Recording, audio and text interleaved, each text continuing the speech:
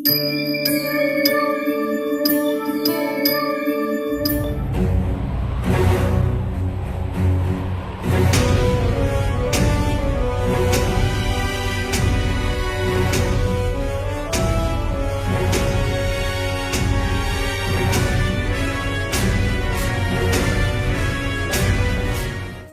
देश की राजनगरी चंपापुरी का स्वामी था दहीवाहन। उसकी महारानी का नाम था पद्मावती, जो इतिहास प्रसिद्ध एवं द्वादश व्रती श्रावक राजा चेटक की पुत्री थी। पद्मावती को धार्मिक संस्कार विरासत में ही मिले थे। पद्मावती गर्भवती हुई। गर्भयोग से उसके मन में दोहत पैदा हुआ। रानी पद्मावती, तुम इतनी उदास क्यों हो? तुम्हारे चेहरे पर ये उदासी क्यों छाई है? महाराज, गर्भयोग से मेरे मन में एक अजीब सी इच्छा उत्पन्न हुई है। मुझसे कुछ छुपाओ मत, मुझे तो अपनी उदासी का कारण बताओ। मैं चाहती हूँ कि आपकी वेशभूषा में हाथी पर सवार होकर बैठूं और आप मेरे सिर पर छत्र लिए पीछे बैठे तथा मैं आपके साथ वन भ्रमण करूं। बस इतनी सी बात? यह तो बहुत सरल है। तुमने मुझे पहले क्यों नहीं बताया? हम कल ही आपकी इस इच्छा को पूरा करेंगे। अभी आप आराम कीजिए।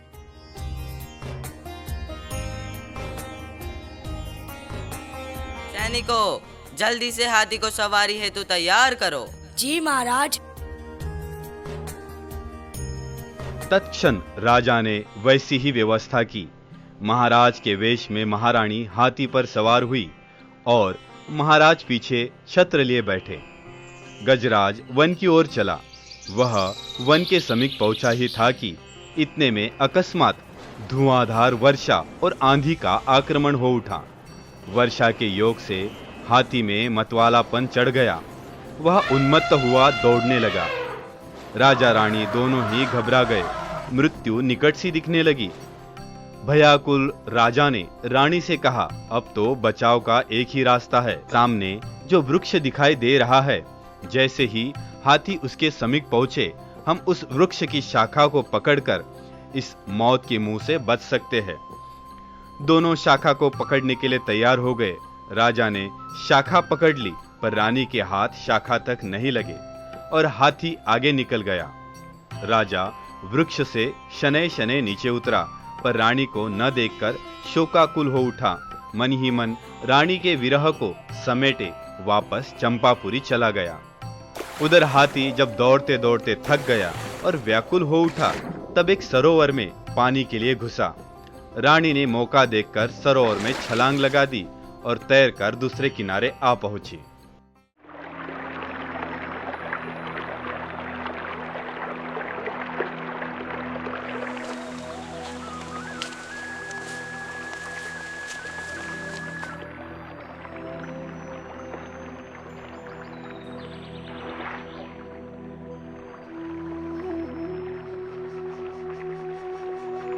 आप कौन है देवी? इस जंगल में अकेली क्या कर रही है? मैं रानी पद्मावती हूँ, महाराज चेटक की पुत्री। हाथी के बेकाबू होने के कारण मैं यहाँ आ गई। देवी, चिंता मत करो, पास ही में दत्तपुर नगर है। मैं आपको वहाँ पहुँचा देता हूँ। वह रहा साध्वियों का स्थान। तुम वहाँ चली जाओ। आगे खेत जोता हुआ है। मेरा तापस धर्म मुझे आगे जाने की अनुमति नहीं देता है।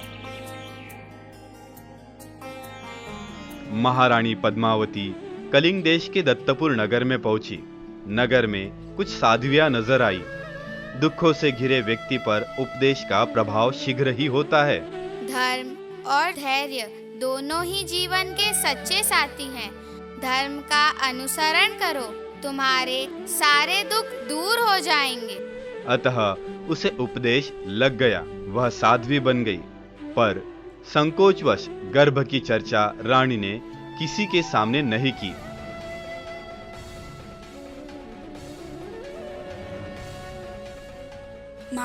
महाराज, इस सत्या का पेट बाहर आ रहा है। सचमुच? आप स्वयं देख लीजिए।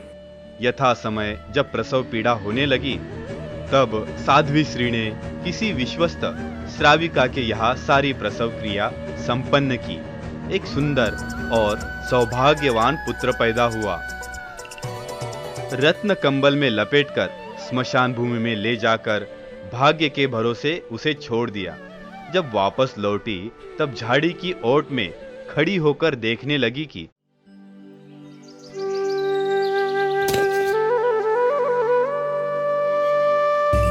अरे ये शिशु यहाँ कैसे आया?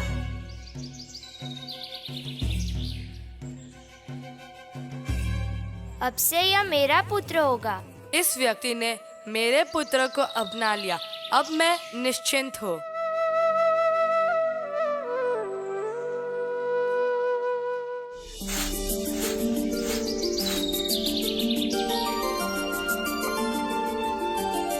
अरे ये कौन है? इसे तुम कहाँ से लाए हो? देख भाग्यवान, भगवान ने हमारी इच्छा पूर्ण कर दी है। इस शिशु के रूप में हमें पुत्र प्राप्त हुआ है। इसे हम अवर्णिक कहेंगे, पर इसे अपना शरीर खुजलाते देख इसे हम करकंडू कहेंगे।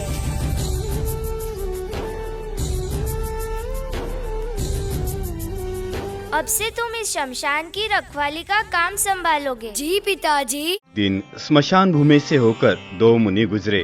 वहाँ एक गाट के बांस को उगा देखकर गुरु ने शिष्य से कहा, शिष्य, यह वृक्ष जब 4 अंगुल का होगा तो जो इसे रखेगा वह निश्चित ही राजा बनेगा। सचमुच गुरुजी? इसे मैं ले जाऊंगा। नहीं, यह जमीन मेरी है, इसे मैं रखूंगा। नहीं, यह मैंने पहले देखा है, यह मेरा है। यह मेरा है। चलो पंचों के पास, अब इसका निर्णय वही होगा।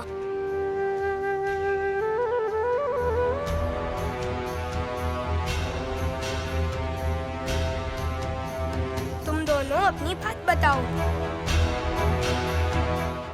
हमारा यह निर्णय है कि करकंडू सच बोल रहा है। यह पौधा करकंडू का है। धन्यवाद पंच जी। अगर मैं राजा बनूंगा तो एक गांव इस ब्राह्मण के बालक को अवश्य दूंगा। यह सही निर्णय है। बांस के टुकड़े का विवाद तो समाप्त हो गया, परंतु इस निर्णय को समूची ब्राह्मण जाति ने अपना घोर अपमान समझा। बदला लेने के लिए करकंडू को मारने का षड्यंत्र रचा जाने लगा। करकंडू के पिता को इस बात की भनक लग गई, अतः वह अपनी पत्नी और पुत्र को लेकर रातों रात वहां से भाग खड़ा हुआ। चलते चलते कलिंग देश की राजधानी कंचनपुर में पहुंचा। संयोगवश वहां निसंतान राजा की मृत्यु हो गई थी। नया राजा चुनने के लिए मंत्रियों और प्रजा ने हाथीनी, अश्व आदि सजाए और उनके पीछे पीछे चलने लगे। हाथीनी करकंडू के पास आई और उसके गले में पंचवर्णी पुष्पों की माला डाल दी। उसी समय अश्व भी हिनहिना उठा।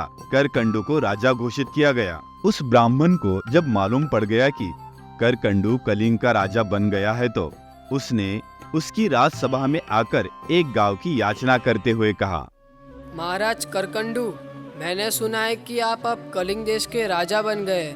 मेरी आपसे एक प्रार्थना है। कहिए ब्राह्मण देव, क्या याचना है आपकी? महाराज, मैं चंपानगर के पास के गांव में रहता आया हूँ। वही गांव मुझे दीजिए ताकि मैं वहाँ शांति से जीवन व्यापन कर सकूं। महाराज, इतना क्या सोच रहे हो? दे दीजिए ना। यह तो हमारा दधी वाहन का गांव है और दूसरे का गांव मैं कैसे दे दूं? लेकिन आपकी भी याचना पूरी करनी ही होगी। मैं इस विषय में विचार करता हूँ। महाराज दधिवाहन, महाराज करकंडू ने संदेश भेजा है।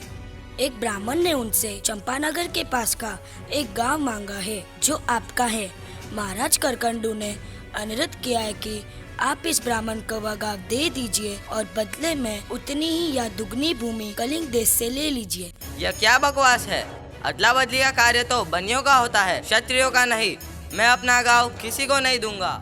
लगता है कि युद्ध अवश्यंभावी है। दोनों तरफ की सेनाएं आमने सामने हैं। हाँ, ऐसा लगता है कि आज का दिन निर्णायक होगा। जैसे ही साध्वी पद्मावती को यह बात ज्ञात हुई, वे मध्य में आई। रुकिए, यह युद्ध अवांछित है। दधिवाहन और करकंडू, तुम दोनों पिता पुत्र हो। यह सब एक भयंकर गलतफहमी है। क्या करकंडू मेरा पुत्र है? ताजी। पद्मावती को साध्वी के रूप में देखकर दही वाहन का हृदय भी विरक्त हो उठा। अंग और कलिंग का एकमात्र शासक करकंडू को बनाकर वह स्वयं दीक्षित हो गए।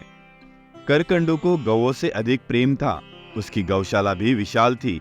राजा स्वयं उसकी देखरेख में सजग रहता था। ओ, यह छोटा सा गोवंश ना मनमोहक है। गोपालक, इसकी अच्छी से अच्छी सार संभाल करो। यह मेरा प्रिय बेल है। जी महाराज।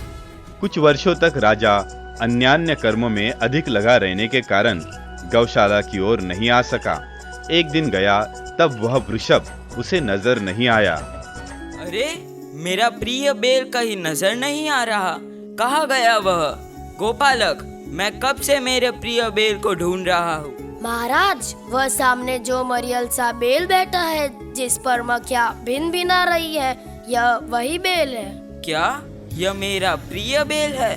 लेकिन ये ऐसे कैसे हो गया? महाराज, उसकी यह दशा वृद्धावस्था के कारण हो गई है। क्या वृद्धावस्था में सभी ऐसे हो जाते हैं? क्या मैं भी ऐसा ही हो जाऊंगा? क्या मेरा भी सौंदर्य, मेरी शक्ति समाप्त हो जाएगी? ऐसा सब हो उससे पहले ही मैं अपने भव सुधारना चाहता हूँ। सहसा जाति स्मरण ज्ञान हो गया। मन ही मन संयम स्वीकार कर लिया। देवताओं ने करकंडू को मुनिवेश प्रदान किया। करकंडू वन की ओर चल पड़े और प्रत्येक बुद्ध बनकर पृथ्वी पर विचरण करने लगे। अंत में केवल ज्ञान प्राप्त करके मोक्ष में विराजमान हो गए। ओम अरहं